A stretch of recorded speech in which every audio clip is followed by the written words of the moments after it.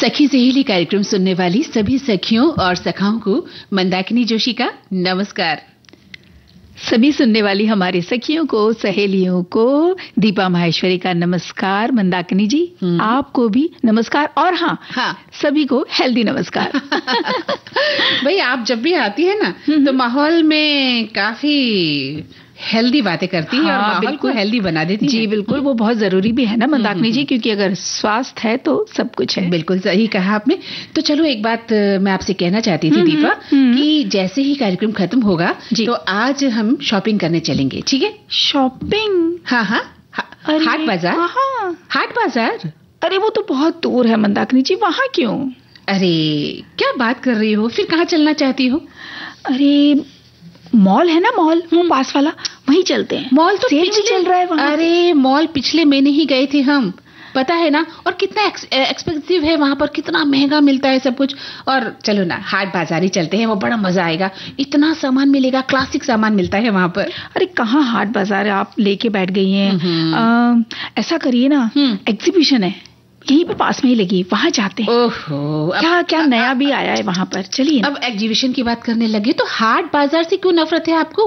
अरे हाट बाजार से नफरत नहीं है, अरे कितनी दूर है, कितनी धूप है, आप ये तो देखिए मंदाकिनी जी। और जाएंगे फिर खाना पीना भी करना पड़ेगा, वो अलग खर्चा। तो एग्जीबिशन कौन सी पास है जिसका इतना बड़ा वो कर रही हो? वहां पर भी जाने के लिए अपने को मेट्रो लेना पड़ेगा, कहीं से जाना पड़ेगा।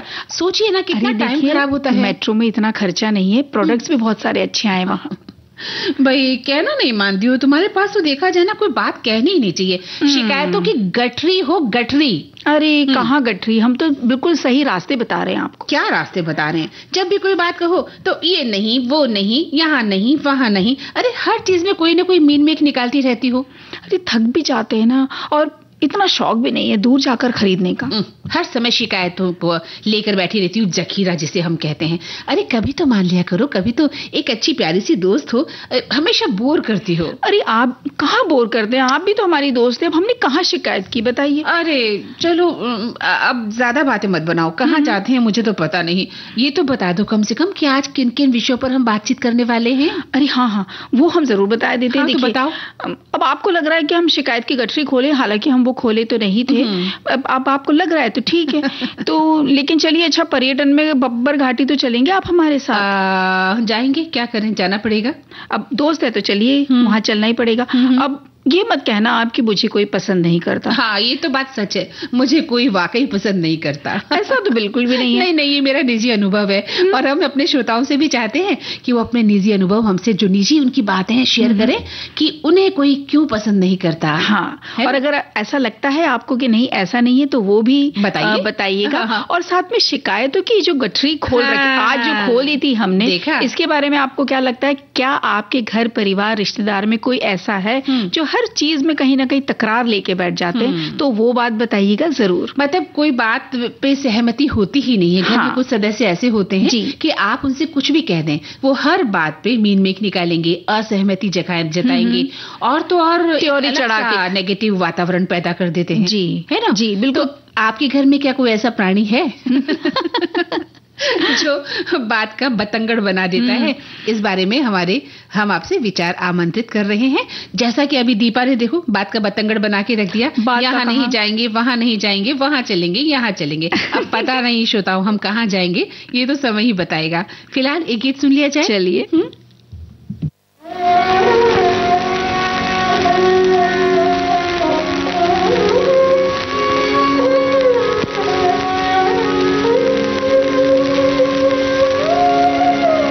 फिरते थे जो बड़े ही सिकंदर बने हुए बैठे हैं, उनके दर पे कबूतर बने हुए। जिस प्यार में ये हाल हो, जिस प्यार में ये हाल हो, उस प्यार से तौबा तौबा, उस प्यार से तौबा। जो बोर करे यार को, जो बोर करे यार को, उस यार से तौबा तौबा, उस यार से तौबा।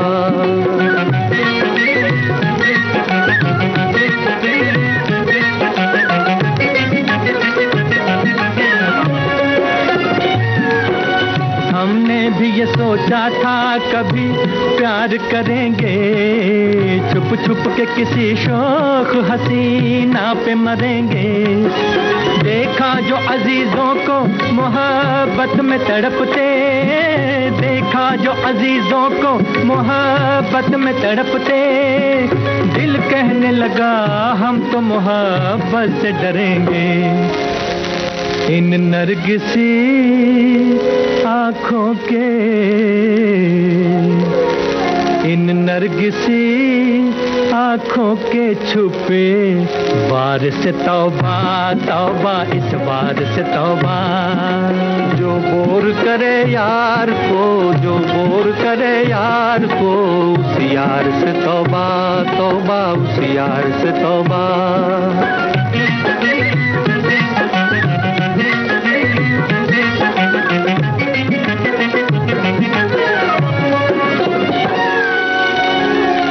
दिल जिनका जवां है वो सदा इश्क करेंगे,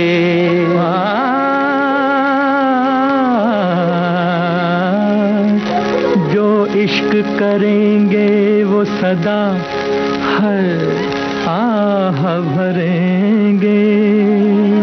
जो दूर से देखेंगे वो जल जल के मरेंगे, जल जल के मरेंगे तो कोई फिक्र नहीं है, जल जल के मरेंगे तो कोई फिक्र नहीं है। माशूक के कदमों पे मगर सर न धरेंगे। सरकार से तौबा मेरी, सरकार से तौबा मेरी, सरकार से तौबा तौबा, सरकार से तौबा। जिस प्यार में ये हाल हो उस प्यार से तौबा तौबा, उस प्यार से तौबा। जी, तो ऐसे यार से तौबा। आप हम यार से तौबा, आप हमसे तौबा कैसे कर सकती हैं? आपको और हमारा जो करती है। ऐसा नहीं है, देखिए वो तो बातें जाने वाने वगैरह की हैं ये, लेकिन जो शिकायतें हैं वो शायद जो दूसरों में जो कमी ढूंढते हैं ना अक्सर, वो स्वभाव बनी जाता है। हाँ, है ना? हमारे घर में, आसपास में, पास पड़ोस में, कहीं हम काम करते हैं वहाँ कहीं ना कहीं ऐसे लोग आपको मिल जाते हैं जो हमेशा नेगेटिव रहते हैं। मतलब वो हर बात में नकारात्मक ही आपका उनका रुख रहता है, और दूसरों में कमी ढूंढने वाले भी अक्सर जो है शिकायती स्वभाव के लोग हमें मिल जाते हैं। बिल्कुल, और एक अलग सी त्योरी चढ़ी रहती है उनकी, है ना? वो लगता ही नहीं है जो शिकायत करते हैं, तकरार करने वाले को ये पता ही नहीं चलता है कि कहाँ खूबसूरत सा चेहरा बिगड़ता चला जाता है। बिल्कुल सही कहा आपने, बिल्कुल सही कहा कि आप भले ही कितने खूबसूरत हो, लेकिन आपका व्यवहार उतना ही बुरा है, गंदा है, तो वो खूबसूरती आपकी खत्म होती जाती है। और कई लोग ऐसे होते हैं दीपा जो बहुत साधारण होते हैं, लेकिन उनके बोलने का अंदाज, उनका स्वभाव, उनकी मधुर बातें जो है हमारा उनका ध्यान लोगों को खींच लेती हैं वो। जी बिल्कुल। अब देखिए ना, हम जैसे सुबह सुबह आए, हम ऑफिस में मिलते हैं, बातचीत करते हैं। अब बातचीत कर रहे हैं, हम एक दूसरे से पूछते हैं कैसे हैं, तो एक स्वाभाविक सा जवाब होता है बिल्कुल ठीक है ना? और दिन के चलते आगे जब अगर दोस्ती बहुत थोड़ी करीबी वाली, तब हम बात कर भी देते हैं कि अरे कल रात देर हो गई, काम बहुत ज्यादा था, तो आज हमको थकान हो रही है। लेकिन मिलते ही आप सीधे ये अगर ढो दे सामने वाले के ऊपर, अरे हाँ, उलाहना भी, और शिकायतें खुद के लिए करने लग जाए। हमारा तो सर बहुत दर्द हो रहा है, कल हमें बहुत नजला हो रहा है, जुकाम हो रहा है, बहुत थक गए, दूर भागने लग जाते हैं। बिल्कुल सही कहा। 24 घंटे जो माथे पर त्योरी चढ़ाता रहता है, ऐसे इंसान को कोई पसंद नहीं करता जी। और इनका असर आपके रिश्तों पर भी पड़ता है। आप अच्छे दोस्त हों या आप अच्छे रिश्तेदार हों या आप करीबी हों, लोग आपसे कतराने लगते हैं जी। और दूसरों को शिकायतों के बदले उनमें अच्छा ही देखिए ना, हर समय शिकायत की पोटली लेकर बैठे ही रहते हैं कुछ लोग। उनके पास शिकायत के अलावा कुछ होता भी नहीं है। असल में वो कुछ और सोच भी नहीं पाते शायद, क्योंकि वो एक हैबिट से बन गई है, आदत से बन गई है। तो उसी मोड़ पे, या यूं कहें कि उसी राह पे ही चलते हैं। अब ऐसे में देखिए ना, सामने वाले में जो अच्छाइयां हैं वो नजर ही नहीं आ रही और वो नजरअंदाज होती चली जाती है। बिल्कुल सही कहा आपने। ऐसे में माहौल कितना गंदा हो जाता है, माहौल कितना खराब हो जाता है। आप शिकायतों की गठरी लेकर बैठे हैं और आपकी शिकायत एक हुई नहीं, दूसरी शुरू, दूसरी नहीं तो तीसरी शुरू। आप कहीं ना कहीं यही ढूंढते रहते हैं कि मैं कब, कहां, कैसे उंगली दूसरों पर उठा सकता हूं, उनकी कमी उनको बता दूं, उनको मैं कैसे बेइज्जत कर सकता हूं, या यूं कहें कि उनका अपमान कैसे कर सकता हूं। आपने उनकी अच्छाइयों को भुला दिया, उनके त्याग तपस्या को आप भुला देते हैं, दोस्ती को आप भुला देते हैं, रिश्तों को आप एक कोने में पटक देते हैं और अपनी जो नकारात्मक आदत है उसको बनाए रखना आप बड़ा गर्व महसूस करते हैं। बिल्कुल, यानी कि शिकायतों की गठरी को हमें थोड़ा सा संभाल के थोड़ी छोटी करना। आपकी शिकायतें अगर जायज हैं तब तो सही बात है कि शिकायत होनी भी चाहिए, लेकिन शिकायतों की पोटली आपके पास रहती है 24 घंटे, आप शिकायतों से बाहर कोई बात ही करना पसंद नहीं करते, तो फिर लोग आपसे धीरे धीरे कटने भी शुरू हो जाएंगे और आपके रिश्ते खत्म हो जाते हैं। बिल्कुल, और छवि भी धूमिल होने लगती है, छवि धूमिल होती है, आपकी इमेज खराब होती है। बिल्कुल, और जैसे अभी आपने कहा ना कि आपके पीठ पीछे वो बातें करेंगे, अरे देखो, या दूर से वो दिख गए, अरे देखो ये आ गए, और कहीं नाम भी रख दिया जाएगा, वो आ गई शिकायतों की पोटली, यहाँ से हटो। बिल्कुल बिल्कुल, लोग दूर भागते हैं जी। लोग आपको समझ लेते हैं कि आपके पास क्या मुद्दा है, आप किस तरह की बातें करते हैं, किस तरह की माहौल पैदा करते हैं, तभी लोग आपके नजदीक भी आते हैं। बिल्कुल।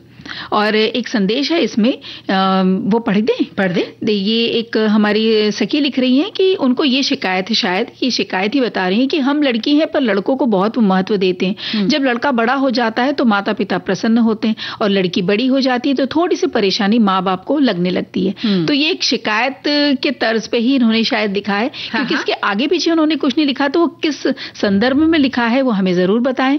बिल्कुल नहीं, वो उनका कहना यही है, इनकी एक शिकायत है कि भी लड़कियों को जो है तवज्जो नहीं दी जाती है। अगर आपके घर में लड़का पैदा हुआ है तो ज्यादा खुशी बनाई, यानी कि वो एक शिकायत बता रहे हैं। हाँ, एक शिकायत है जी। और एक श्रोता लिखते हैं कि हम तुम एक दूसरे से बात तो करते हैं, शायद ये वही शिकायत ही तो है जो हम एक दूसरे से जुड़े रहने का भरपूर प्रयास करती है।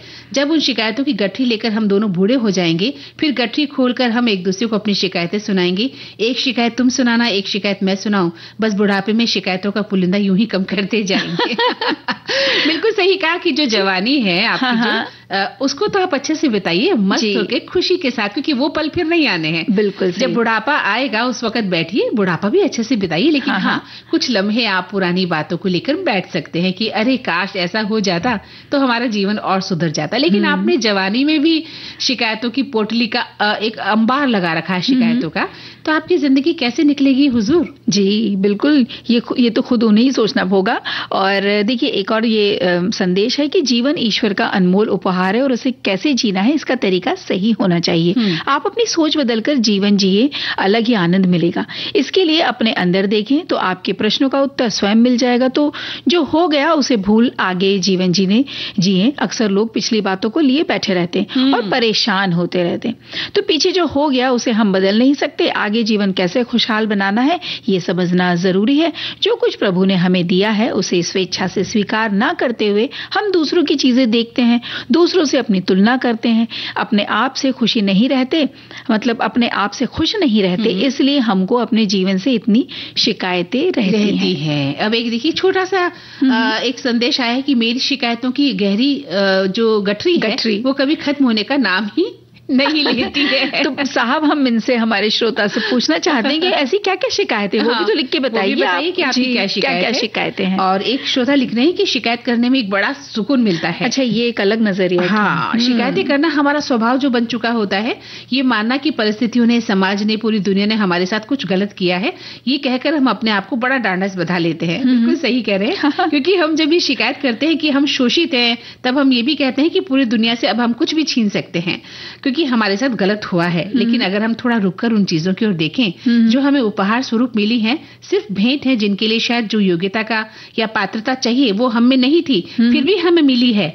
और बहुत सी चीजें जो हमारे लिए महत्वपूर्ण हैं और हमको भेंट में मिली हुई हैं, तब हम शायद शिकायतों को कम कर पाएंगे और पाएंगे कि हम ज्यादा खुश हैं और हम मुस्कुरा भी सकते हैं। क्या बात है। अच्छा, ये शिकायत, आप गीत सुनाना चाहती हैं कि एक संदेश लेने? बताइए, लीजिए। यहाँ पर शिकायत के प्रकार बताए हैं। अच्छा। इन्होंने लिखा है पारिस्थिति जन्य, व्यक्तिक, सामूहिक, वैचारिक, सामाजिक और सर्वकालिक, ये प्रकार हैं शिकायत के। मन मस्तिष्क में शिकायतों की गठरी तैयार होना स्वाभाविक और अच्छी बात है, जागरूकता का प्रतीक है। फिर भी शिकायत करने से पहले उन समस्याओं को दूर करने का प्रयास हमारा कर्तव्य बनता है। आपसी विचार विनिमय और मेल जोल शिकायतों की गठरी को हल्का कर देते हैं। तो ये एक अलग उनका भी, हाँ, ये विचार बिल्कुल अलग था। हाँ, तो चलिए अब हमारे श्रोता ये ना शिकायत करने लगे कि देखो दोनों सखियां सिर्फ शिकायतों को बताने में लगी हैं और एक गीत भी नहीं सुना रही हैं। चलिए सुना ले जी।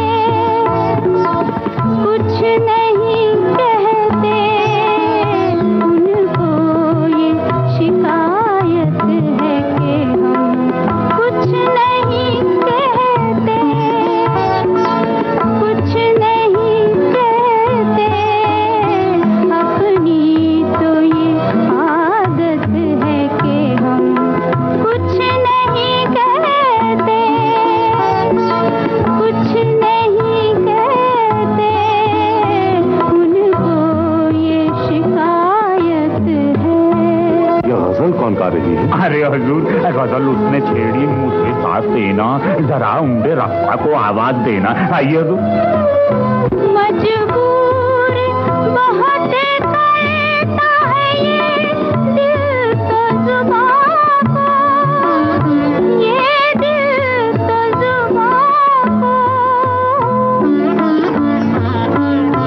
मजबूर बहुत करता है ये दिल तो जुबां को, ये दिल तो जुबां को, कुछ ऐसी ही हालत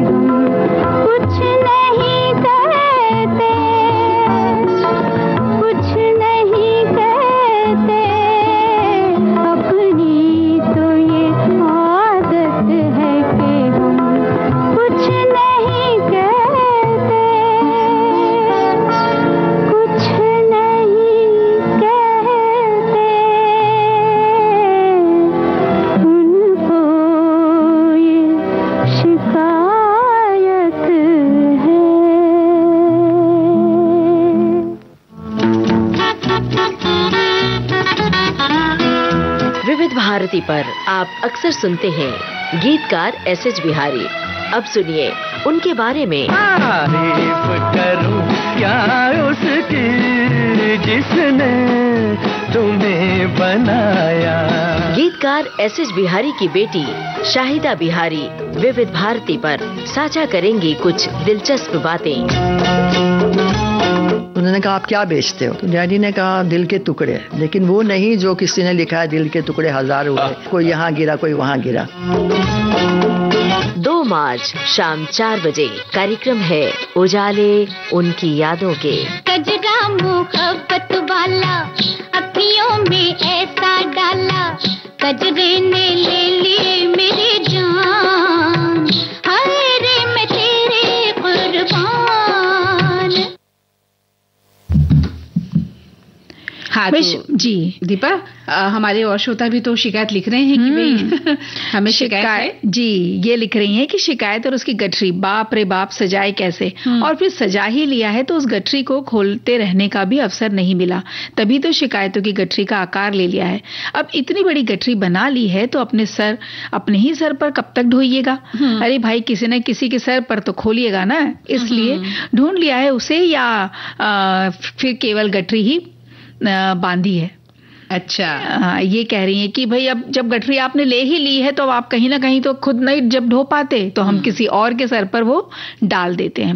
अच्छा, एक सवाल हमने पूछा था कि आप कुछ बताना चाह रही थी हमारी सखी, जिसका हमें प्राय समझ में नहीं आ रहा था, तो उन्होंने बताया कि अगर बालक कहीं चला जाए तो आपको डर नहीं रहेगा फिर कि चाहे वो रात को 3 बजे आए या 4 बजे, लेकिन अगर घर की बेटी रात को 3 या 4 बजे वापस आएगी तो आपको नींद नहीं आएगी कि अभी तक लड़की आई क्यों नहीं है। ये भी एक शिकायत है, ये भी एक शिकायत है, लेकिन ये शिकायत सही है, लेकिन देखिए डर तो रहता ही है ना। अगर बच्चियां बहुत देर तक नहीं आती घर तो किस माँ बाप को वो चिंता नहीं लगता, लेकिन लड़कियों को शिकायत होती है कि भाई हमारे भाई लेट आते हैं, आप चिंता नहीं करती और हमें बाहर नहीं जाने देते। जी, एक लिखते हैं कि इंसान की आंखों में कुछ अधूरे सपने होते हैं, दिल में कुछ रिश्तों के टूटने की कसक होती है, कुछ इच्छाओं को दबाने की चुभन होती है। सबसे पहली और आखिरी भूल यही है कि हम जीवन भर भटकते रहते हैं। जिस खुशी की तलाश में वो किसी सांसारिक रिश्ते में मिलती नहीं, न ही किसी भौतिक सुख साधन में मिलती है।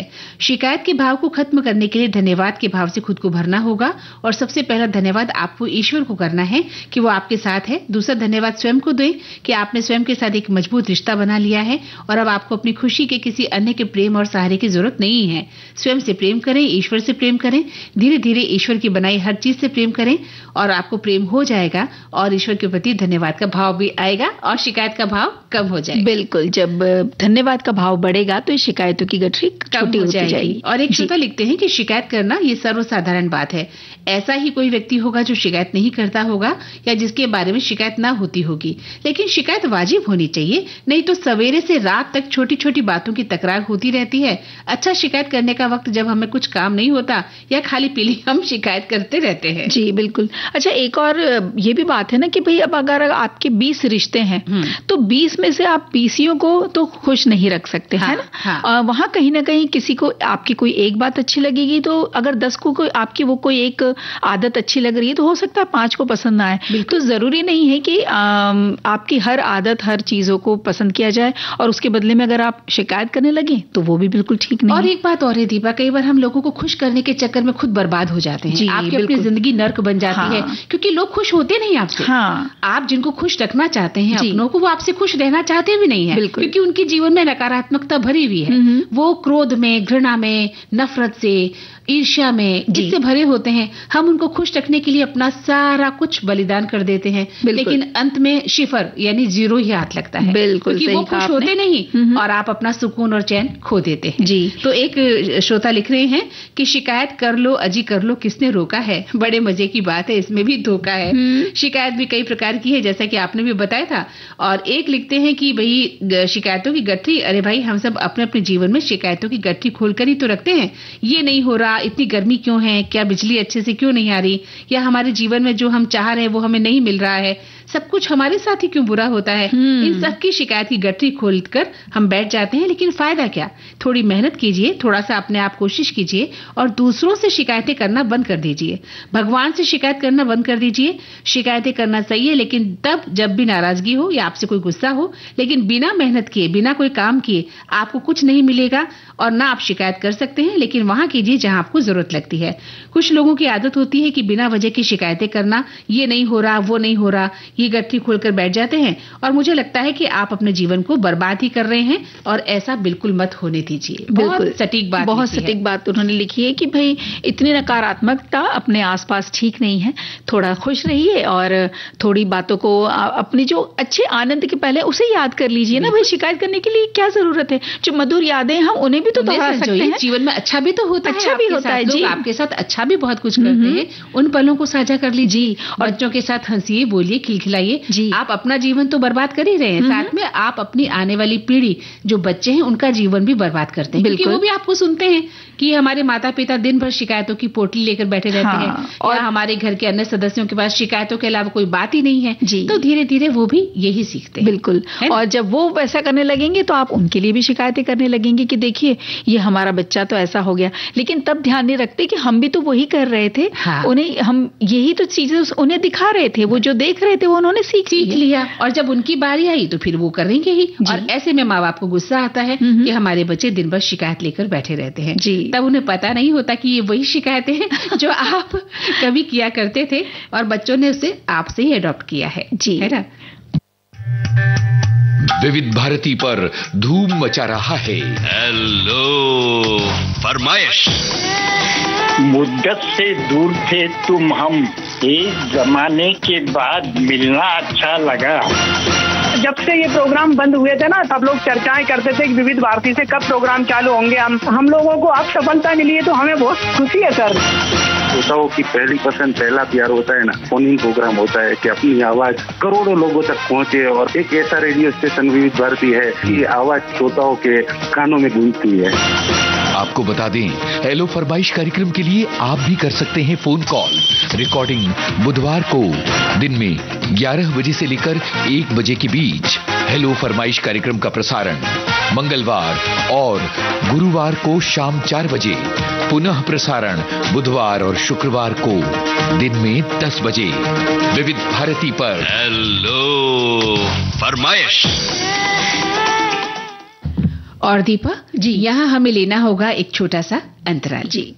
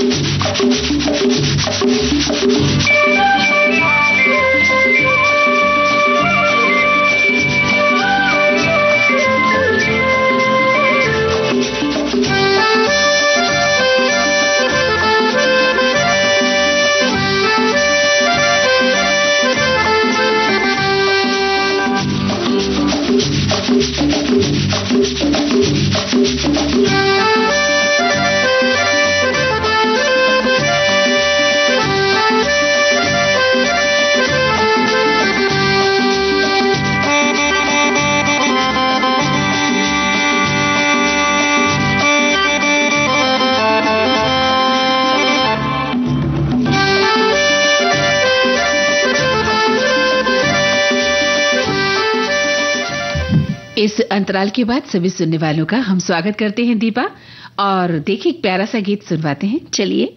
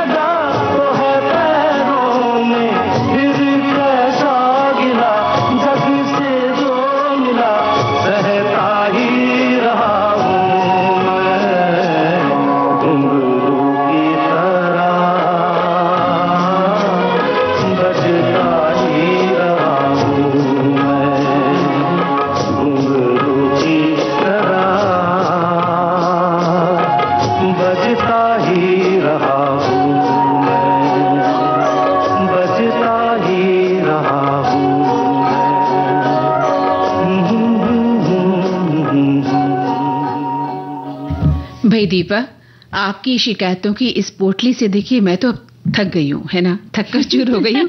मुझे कहीं घुमाने ले चलो, मेरा मन नहीं लग रहा है, मुझे अपने मन को बदलना है। मन को बदलना है ना, तो चलिए आज हम चलते हैं पब्बर घाटी।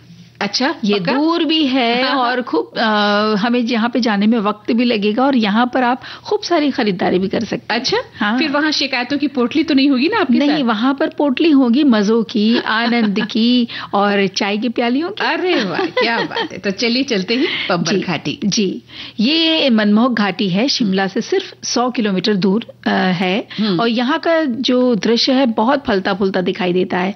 उत्तराखंड हिमाचल प्रदेश की सीमा के नजदीक है ये। और ये घाटी हालांकि ऐसा लगता है अछूती सी है, लेकिन पास के जो चांशल दर्रे के कारण इसे कुछ प्रसिद्धि अभी मिलने लगी धीरे धीरे।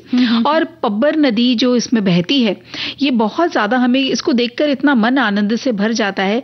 और चांशल पर्वत श्रृंखला, सेब के बाग और हरे भरे पहाड़, घास मैदान, घने ओक और देवदार के जंगल से बहती हुई ये नदी और आसपास पब्बर घाटी, तो देखिए क्या नजारा होगा। हाँ, क्या बात है। बहुत ही आकर्षक दृश्य का हमें आनंद वहां जाकर मिलेगा, है ना। और रोहड़ू से बरहन घाटी दर्रा, इस मार्ग पर हरे भरे घास के मैदान है, शांत झीलें हैं, घने ओक हैं और देवदार के जंगल हैं। और स्थानीय चरवाहों के साथ लगभग 4500 मीटर की ऊंचाई तक चढ़कर बुरान घाटी दर्रे तक वहां पहुंचा जाता है, जहां से घाटी की आकर्षक दृश्य का आनंद भी हम ले सकते हैं। बिल्कुल। और शिमला से जैसे हमने बताया कि 100 किलोमीटर दूर पूरी है। और शिमला के मौसम की तरह ही पब्बर घाटी में भी गर्मियों में मौसम बहुत अच्छा रहता है। यहाँ का तापमान 20 डिग्री सेल्सियस के आसपास रहता है, जबकि सर्दियों में यहाँ बर्फबारी हो सकती है। अब इस क्षेत्र के लिए मानसून का जो मौसम है वो बहुत मुश्किल हो जाता है, तो उस वक्त आप न जाएं। अभी जा सकते हैं आप, मार्च से लेकर के जून के आसपास तक जा सकते हैं। जी, क्योंकि मानसून के वक्त यहाँ पे भूस्खलन जो स्लाइड्स हो जाते हैं वो उसका भी बहुत डर बना रहता है। और इस क्षेत्र की भौगोलिक स्थिति को ध्यान में रखकर पब्बर घाटी घूमने के लिए, जैसे अभी बात कर रहे थे ना, वसंत गर्मी का मौसम है, यानी यही मार्च और जून के बीच में। और यहाँ पर अधिकतम तापमान 24 डिग्री सेल्सियस रहता है और सबसे कम 18 डिग्री तक भी जा सकता है। आसपास का मौसम साफ रहता है, दिन भर हवा खूबसूरत रूप से रहती है, ठंडी चलती है। और बाहर घूमने, सैर सपाटा करने या मनमोहक दृश्य के बीच ट्रैकिंग करने के लिए ये बहुत खूबसूरत समय है। अरे वाह, क्या बात है। तो हालांकि आपने कहा कि जो यहाँ की भौगोलिक स्थिति को ध्यान में रखकर समय हमें ध्यान रखना है कि किस मौसम में जाया जाए, मार्च और जून के बीच में। जी। और वर्ष का ये जो समय है ट्राउट और महशीर मछली पकड़ने के लिए भी बहुत बढ़िया माना जाता है, क्योंकि वहाँ जो मछलियां घाटी से होकर बहने वाली पब्बर नदी में बहुत सारी मात्रा में हमें मिलती भी है। अच्छा। और पब्बर घाटी को ज्यादा नहीं जाना जाता, लेकिन वहां पहुंचना बहुत ज्यादा मुश्किल भी नहीं है। नेशनल हाईवे 22 पब्बर घाटी के पास से गुजरता है, जिससे बस, टैक्सी और निजी कार के जरिए सड़क मार्ग से वहां पहुंचा जा सकता है। और शिमला से एक आसान ड्राइव करने योग्य एक मार्ग जाता है, वो आपको सीधे घाटी तक भी ले जाता है। बिल्कुल। और पब्बर की सुरम्य घाटी शिमला से सड़क मार्ग से बहुत अच्छी तरह से जुड़ी हुई है। और शिमला पहुंचने के लिए आप अपनी पसंद का कोई भी परिवहन साधन आप चुन सकते हैं। हवाई, रेल, सड़क, जो जैसे जाना चाहते हैं वैसे जाइए। और फिर वहां से घाटी तक पहुंचने के लिए तो वैसे लोगों का ये कहना है कि सड़क का जो रास्ता है वो सबसे अच्छा है, वो ज्यादा सही है, तो उस तरीके से ही आप जाएं। और वहां का जो स्थित सबसे जो शहर है जो अभी आपने बताया था ना, रोहड़ू, ये बिल्कुल पास में है, यहाँ पर आप रह सकते हैं। और रोहड़ू तक पहुंचने के लिए जो नगर निगम की जो बसें, राज्य परिवहन जो बसें होती है, आप उसका भी इस्तेमाल कर सकते हैं। और शिमला से रोहड़ू तक जाने के लिए जो है बसें भी वहां उपलब्ध है दीपा जी। आप बसों से भी आराम से जा सकते हैं। बिल्कुल। और पब्बर घाटी आपको कोई बेहतरीन ट्रैक तक पहुंचना मतलब सिखाती है कि आप कहां कहां जा सकते हैं। और जैसे मुख्य ट्रैकिंग जो है वहां हालांकि लोगों को कम पता होता है, लेकिन आप जब वहां जाएंगे तो आपको समझ आएगा कि यहाँ पर ट्रैकिंग भी की जा सकती है। बिल्कुल। और ये आपको हिमाचल प्रदेश के इस रत्न का आनंद लेने के लिए सभी तरह के इलाके और दृश्यों से होकर आप गुजरते हैं और बहुत ही खूबसूरत और शानदार दृश्य आपको देखने को मिलते हैं। और जो ट्रैकर्स है, जिनको ट्रैकिंग करना पसंद है, तो उनके लिए तो ये पब्बर घाटी कहते हैं स्वर्ग है।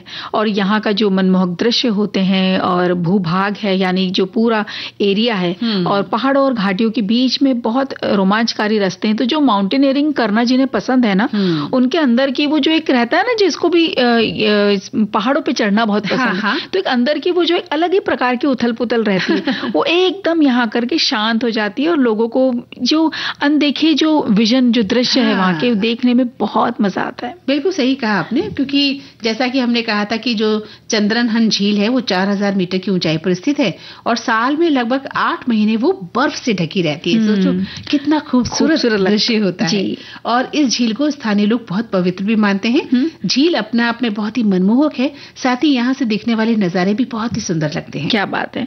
और फिर इसके आगे जब आप जाते हैं तो ये वाला जो मार्ग है, ये रास्ता, हरे भरे घास के मैदान, शांत झील, घने ओक, देवदार के जंगल, यहाँ से गुजरते गुजरते जब आप जो वहाँ के लोकल चरवाहों के साथ आप जो ऊंचाई चढ़ने जाते हैं, चढ़कर आप पहुंचेंगे बोरान घाटी दर्रे तक।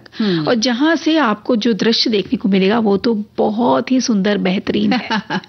स्वर्गीय आनंद महसूस होता है जी। और इस तरह से हम कहते हैं कि ट्रैक हालांकि लंबा है, रोहड़ू से 24 किलोमीटर की दूरी पर यह आपको घने पेड़ों के बीच में से ले जाएगा और आप नदियों के ऊपर से गुजरते हुए बंदरपूंछ पर्वतमाला, देवदार की वृक्ष और सुंदर घास के मैदानों और लास्ट में यानी अंत में प्राचीन और शांत सरू झील के आकर्षक दृश्यों को देख सकते हैं। क्या बात है। तो रोहड़ू में भी आप रह सकते हैं और वहां पर जो बेसिक होटल जो बजट में मिल जाते हैं। अच्छा। और होम स्टे भी वहां पे मिल जाते हैं।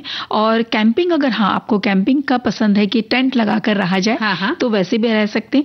अगर आपको पहाड़ियों को घूमना बिल्कुल पसंद है। तो मंदाकिनी जी यकीन मानिए ये जगह बिल्कुल आपके लिए और हमारे उन साथियों के लिए जिन्हें ये ऐसी जगह जाना बहुत पसंद है। बस यही चाहती हूँ मैं कि साथ में शिकायतों की पोटली नहीं हो।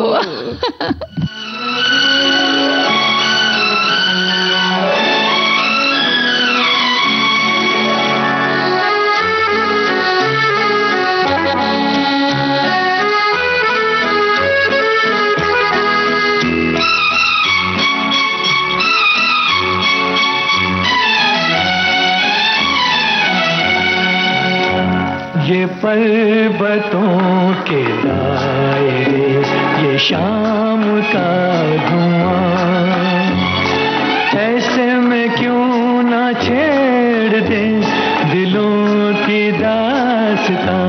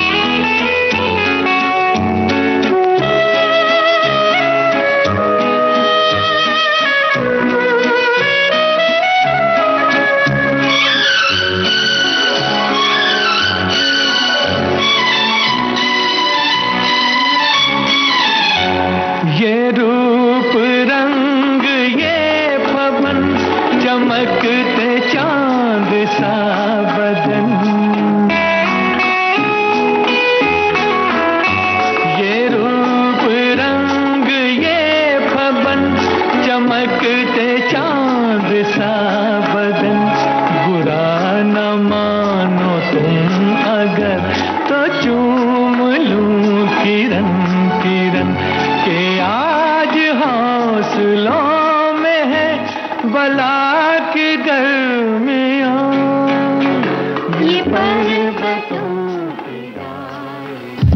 हाँ, मजा आ गया दीपा, बहुत अच्छी जगह घुमा के लाई हो, अब मन कुछ शांत हुआ है। तो अब आप ये बताइए मुझे, आप मुझे पसंद तो करती हैं ना? आपको? हाँ। माफी चाहती हूँ, मैं आपको पसंद नहीं करती। अरे मंदाकिनी जी, क्यों, ऐसा क्यों? नहीं करती, बस नहीं करती। बस यही तो सवाल मेरे मन में हमेशा रहता है ना कि मुझे कोई पसंद क्यों नहीं करता। तो भाई ये सवाल आपके मन में होता ही क्यों है, आता ही क्यों है? जो व्यक्ति अपने आप से सवाल करता है कि मुझे सब पसंद करें, क्यों नहीं करते हैं, तो इसका मतलब ये है कि आप खुद से नाखुश हैं, है ना? ऐसा है? और क्या, आप में आत्मविश्वास की कमी है। आप तो सिर्फ ये चाहती हैं कि आपकी हम प्रशंसा करते रहें, बस, तो आपको लगेगा कि मुझे सब पसंद करते हैं।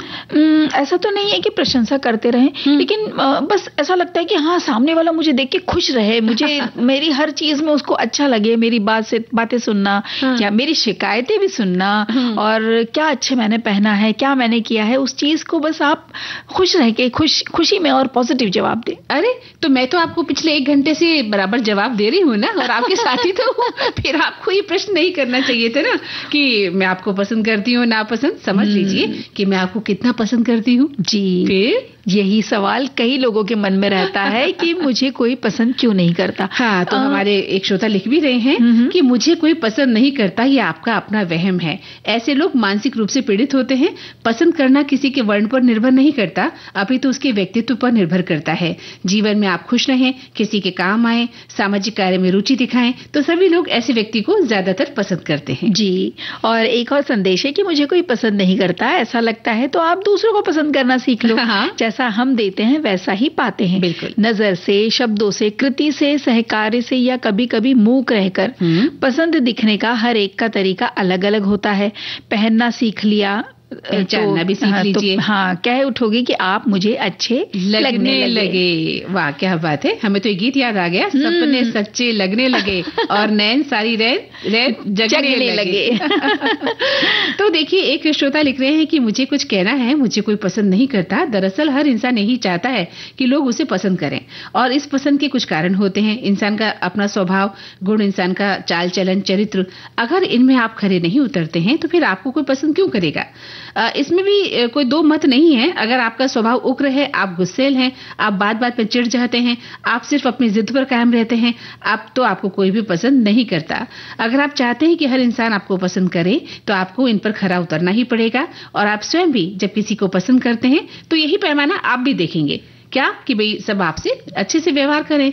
वैसे कहावत है कि बेईमान इंसान भी ईमानदार आदमी को पसंद करता है। बहुत सुंदर। हाँ, बिल्कुल, है ना। और मुझे कोई पसंद नहीं करता, इस सवाल आपके भीतर की असुरक्षा, आत्म मूल्यांकन की कमी, या दूसरों के साथ संबंधों की में किसी तरह की बाधा को दर्शा सकता है। सबसे पहले ये समझना जरूरी है कि हर किसी को हर किसी से पसंद किया जाना संभव ही नहीं है, परंतु यदि यह भावना बार बार आती है तो इसका कारण है समझने और उसे ठीक करने की जरूरत है।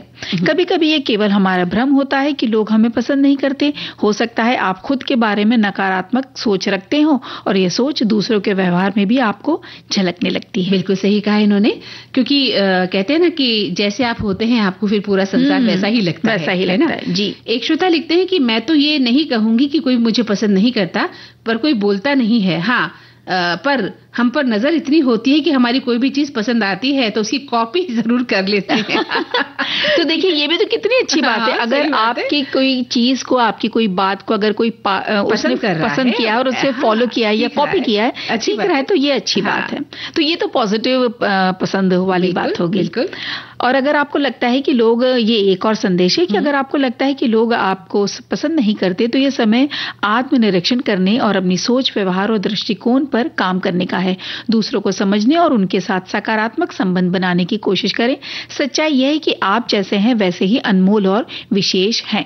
हर किसी को खुश करने की कोशिश करने से बेहतर है आप खुद पर भरोसा करें और उन लोगों के साथ समय बिताएं जो आपको सच में समझते और स्वीकार करते हैं। बिल्कुल, खुद से प्यार करना है और अपनी क्षमताओं को पहचानना सबसे बड़ी जरूरत है, ये ऐसा मानते हैं। जी, तो पहले गीत सुन लिया जाए। चलिए। रत ही रही हमसे भी कभी कोई प्यार करता, कोई प्यार करता, हसरत ही रही।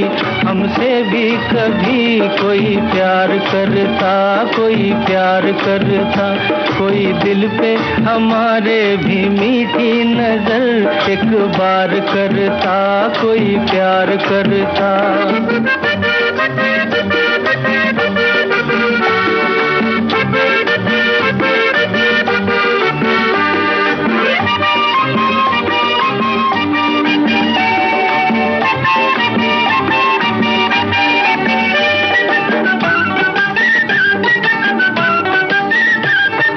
निकले थे हम दिल की झोली लिए, दुनिया ने कांटे ही कांटे दिए। निकले थे हम दिल की झोली लिए, दुनिया ने कांटे ही कांटे दिए। इतने तो बुरे न थे हमसे, नजर कोई चार करता, कोई प्यार करता, हसरत ही रही। हमसे भी कभी कोई प्यार करता, कोई प्यार करता।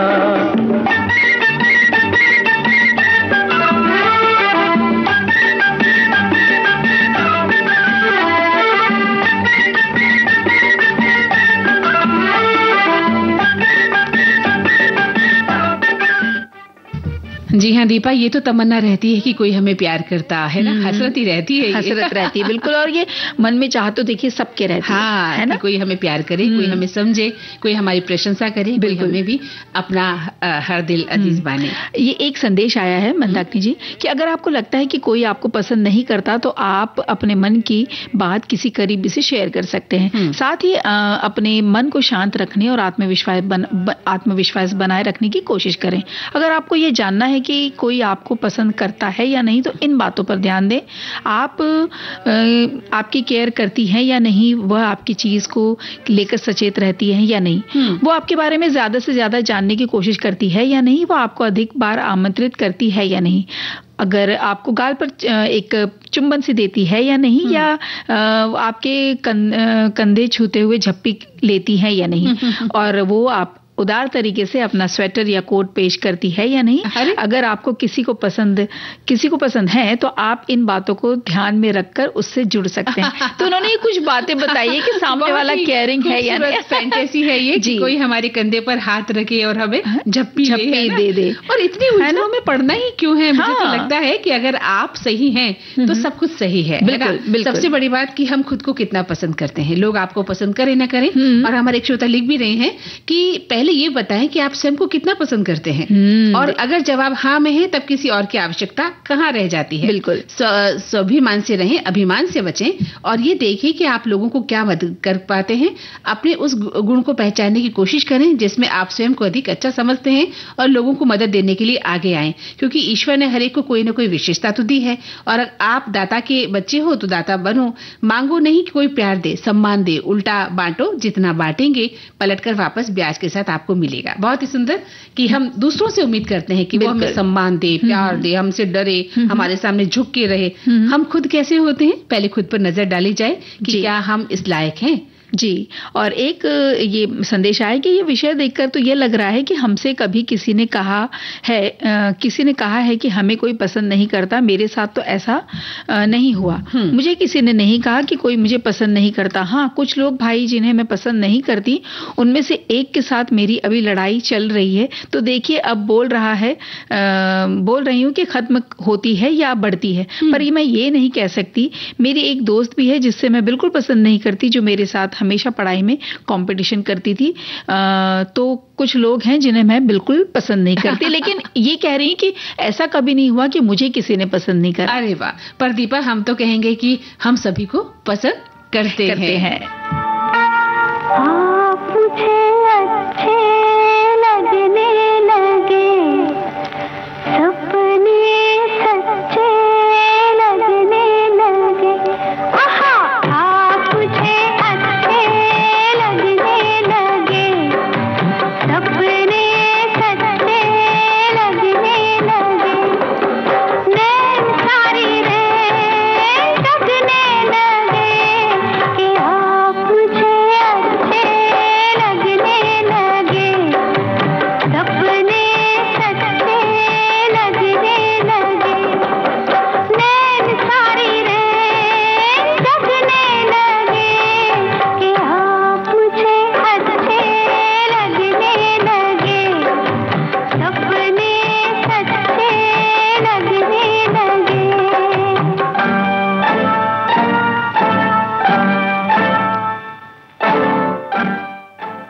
तो दीपा, अब हमें सभी अच्छे लगते हैं, हमारे सभी श्रोता हमारे लिए बहुत प्यारे हैं जी। लेकिन समय तो अब इजाजत नहीं दे रहा कि हम और बातें करें। तो अब इस कार्यक्रम से यानी सखी सहेली से मंदाकिनी जोशी और दीपा माहेश्वरी को दीजिए इजाजत। नमस्कार।